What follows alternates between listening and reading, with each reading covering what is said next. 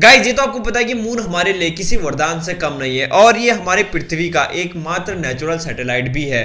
पर जो भी हम पृथ्वी को मून से देखते हैं तो वो सिर्फ हमें 18% ही दिखाई देता है और 82% हमें अभी भी नहीं दिखाई देता है। और क्या आपको पता है कि जो मून में क्रिएटर हैं, मतलब जो धब्बे पड़े हैं, वो आखिर किस वजह से हुए हैं? सो ऐसी कमाल के इंटरेस्टिंग फैक्ट को जानने के लिए जुड़े रहिए मेरे साथ इस वीडियो के लास्ट तक, क्योंकि आज की इस वीडियो में हम मून से रिलेटेड कुछ ऐसी अमेजिंग फैक्ट को एक्सप्लोर करने वाले हैं। गाइस ये तो आपको पता है कि मून एक नेचुरल सैटेलाइट भी है, मतलब ये हमें पृथ्वी द्वारा दिया हुआ एक वरदान है। पर यहाँ पर इस मून में आपने कभी ना कभी ऐसे क्रिएटर या धब्बे जरूर देखे होंगे, वो आखिर किस वजह से पड़े। तो हम इसको अपने अर्थ से कंपेयर करते हैं, तब आपको अच्छे से समझ आएगा। हमारे अर्थ में एटमॉस्फेयर होने की वजह से जो भी एस्ट्रॉइड और मीटेरॉइड्स होते हैं वो अर्थ से आने से पहले ही डिस्ट्रॉय हो जाते हैं। पर मून में जो एटमॉस्फेयर है वो नेग्लिजिबल है, मतलब ना के बराबर है। तो वहां पर एस्ट्रॉइड और मीटेरॉइड्स बहुत ज्यादा मात्रा में गिरते हैं, जिसके वजह से मून में आपको क्रिएटर और बड़े बड़े गड्ढे, धब्बे भी आप इसको कह सकते हैं, ये आपको देखने को मिलते हैं। अर्थ से मून का डिस्टेंस 3,84,400 किलोमीटर है और मून का मास 7.432 इंटू 10⁻22 kg है और इसका रेडियस 1737.4 किलोमीटर है। गाइस किसी भी टॉपिक को इंटरेस्टिंग बनाने के लिए थोड़ा हटके कुछ करना पड़ता है, मतलब कुछ हटके क्वेश्चन पूछने पड़ते हैं। तो मैं आपसे एक क्वेश्चन पूछना चाहता हूँ। गाइस ये तो आपको पता है कि मून हमें रात को रोशनी देता है, पर हमें सनलाइट जितना रोशनी अगर मून से चाहिए तो हमें कितने मून की रिक्वायरमेंट होगी। सो गाइस जरा दिमाग लगाइए, आखिर कितने मून हमें जरूरत पड़ेगी जो सनलाइट के बराबर हमें रोशनी दे। तो डोंट वरी गाइस, मैं ही आपको बता देता हूँ। वो कम से कम हमें 3 लाख मून की हमें जरूरत पड़ेगी, तब वो सन के जितना हमें दिन में रोशनी दे पाएगा। गाइस ये तो आपको पता है कि चांद को एक्सप्लोर करने के लिए हर देश अपनी तरफ से पूरा ट्राई कर रहा है, हर साइंटिस्ट इसके पीछे लगे हुए हैं। पर क्या आपको पता है कि जो नासा है उसने ये कॉन्ट्रैक्ट इलॉन मस्क को दिया है। जी हाँ गाइस, नासा ने इलॉन मस्क की स्पेसएक्स कंपनी को ये कॉन्ट्रैक्ट दिया है ताकि वो 2024 तक चांद पर जा सके, वहां से वापस आने के लिए नहीं, वहां पर बसने के लिए। अब आपके दिमाग में ये क्वेश्चन जरूर होगा कि ये इतना आसान तो नहीं होने वाला है। तो डेफिनेटली गाइस ये इतना आसान नहीं होगा, पर अगर हम अपने पास्ट को देखें तो जो भी चांद पर मिशन हुए हैं उसमें से मोस्टली मिशन कुछ ना कुछ तकनीकी उससे या किसी प्रॉब्लम में आए हैं, या फिर कुछ हमें इतनी अच्छी जानकारी उनसे नहीं मिल पाई है। गाइज अब आपके दिमाग में एक क्वेश्चन होगा कि चांद में तो पहले से काफ़ी लोग गए हैं, तो हमें इतनी प्रॉब्लम क्यों हो रही है वहाँ जाने पे। तो गाइज अभी तक हम चांद के बारे में सिर्फ 20 to 30% ही जानते हैं। अभी भी हमें चांद को एक्सप्लोर करना बाकी है, क्योंकि जैसा कि मैंने आपको स्टार्टिंग में बताया था, चांद हमें सिर्फ 18% ही दिखता है। अब जो हमें 82% नहीं दिख रहा है वो उसका डार्क साइड है। अब उस डार्क साइड से रिलेटेड काफ़ी सारी कॉन्स्पिरेसी थ्योरी भी आप कह सकते हैं या रियल थ्योरी भी आप कह सकते हैं, वो एलियन से जुड़ी हुई है। वहाँ पर मोस्टली साइंटिस्ट ये बताते हैं कि जो चांद का डार्क साइड है वहां पर एलियन होने की संभावना हो सकती है। अब किसी भी साइंटिस्ट का एलियन को वहां पर कहना एक मजाक बात नहीं है दोस्तों, वो किसी ना किसी एविडेंस के तौर पर ही बोल रहा है। मतलब अगर आपसे मैं कहूं, अगर हम अपने पास्ट को देखें तो जब नील आर्मस्ट्रांग पहली बार चांद पर उन्होंने कदम रखा था, तब नील आर्मस्ट्रांग की ये स्टेटमेंट थी। तब आखिर उन्होंने ऐसा क्यों कहा कि दे आर वॉचिंग अस। आखिर कौन है वो दे, ये तो अभी तक कोई भी नहीं जानता है। क्या पता नासा को इसके बारे में पता हो, पर हमें अभी तक इसके बारे में कोई भी जानकारी नहीं है। पर मैं आपको यहाँ पर थोड़ा नील आर्मस्ट्रांग के बारे में बताना चाहूँगा। जब नील आर्मस्ट्रांग चांद पर नहीं गए थे, उससे पहले नील आर्मस्ट्रांग बहुत ही खुश रहते थे और बहुत ही हंसते खेलते रहते थे। पर जैसे ही वो चांद से लौटे उसके बाद उनका पूरी तरीके से स्वभाव बदल गया। वो हमेशा एक तरीके से किसी न किसी टेंशन में दिखे, या मतलब बहुत शांत हो गए, वो किसी से ज़्यादा बात भी नहीं करते थे। तो मैं आपसे ये नहीं कह रहा हूँ कि वहाँ पर 100% एलियन है, मतलब ये कॉन्स्पिरेसी थ्योरी भी हो सकती है। पर ऐसे ही अगर हम और मिशन भी देखें, जैसे इंडिया ने 2019 में चंद्रयान 2 लॉन्च किया था। अब ये तो आपको पता है कि इंडिया का ये मिशन यानी इसरो का ये मिशन कितना बड़ा फेलियर साबित हुआ था।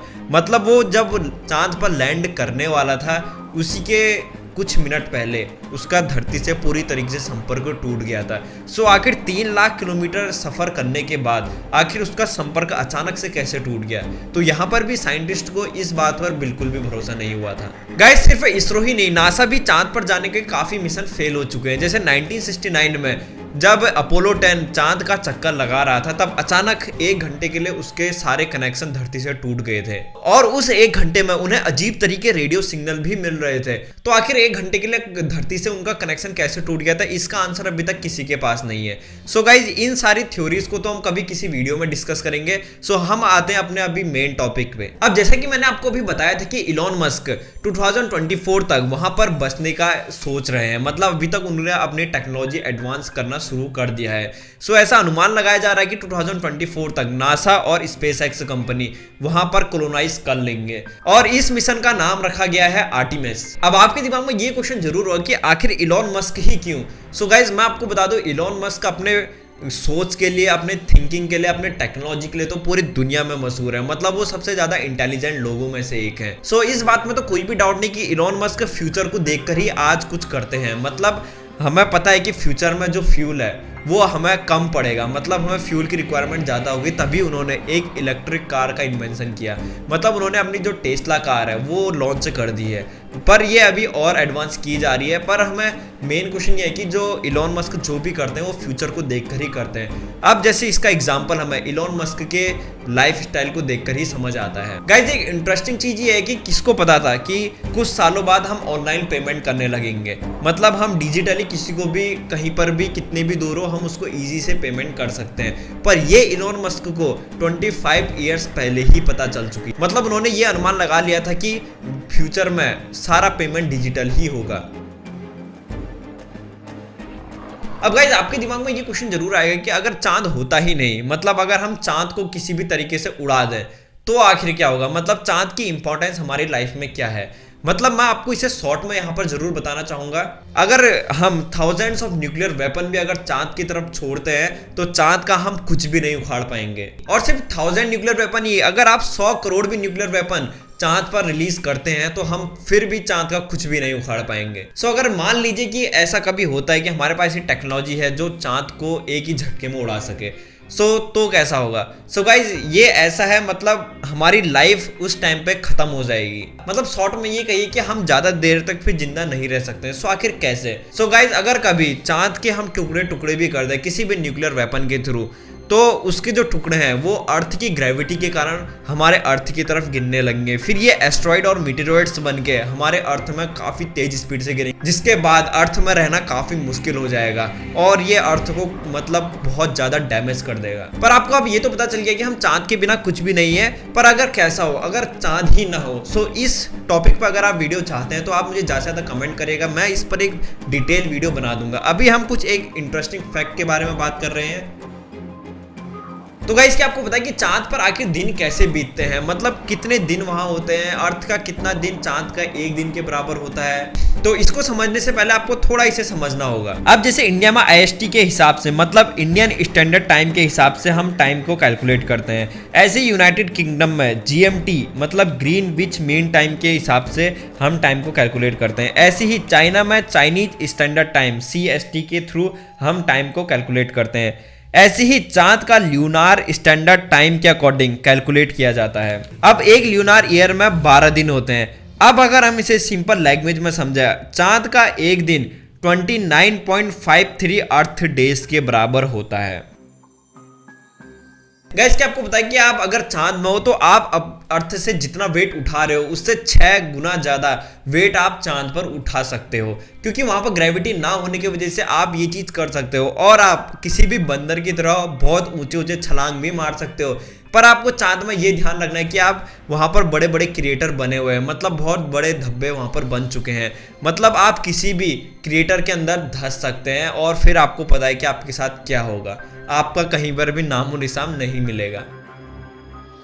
गाइज, एक क्वेश्चन जो सबसे ज्यादा यहाँ पर पूछा जाता है वो है, क्या चांद पर पानी एग्जिस्ट करता है। तो यहाँ पर नासा ने एक रिपोर्ट दी है। तो गाइज, 2009 में नासा ने अपना एक सैटेलाइट लॉन्च किया था जो मून के साउथ पोल को एक्सप्लोर करने वाला था। अब ऐसी नासा की उस सैटेलाइट ने ये रिकॉर्ड किया कि वहां पर आइस के कुछ पार्ट मिले हैं, मतलब वहां पर पानी एग्जिस्ट हो सकता है। सो इसी के तहत चांद पर पानी होने की कुछ संभावना तो जरूर बनी हुई है। सो आई होप गाइज आपको आज की इस वीडियो से काफी कुछ चांद के बारे में पता चला होगा। सो अगर आपको ये वीडियो पसंद आई है सो इस वीडियो को ज्यादा से ज्यादा शेयर जरूर करेगा। तब तक के लिए थैंक यू सो मच।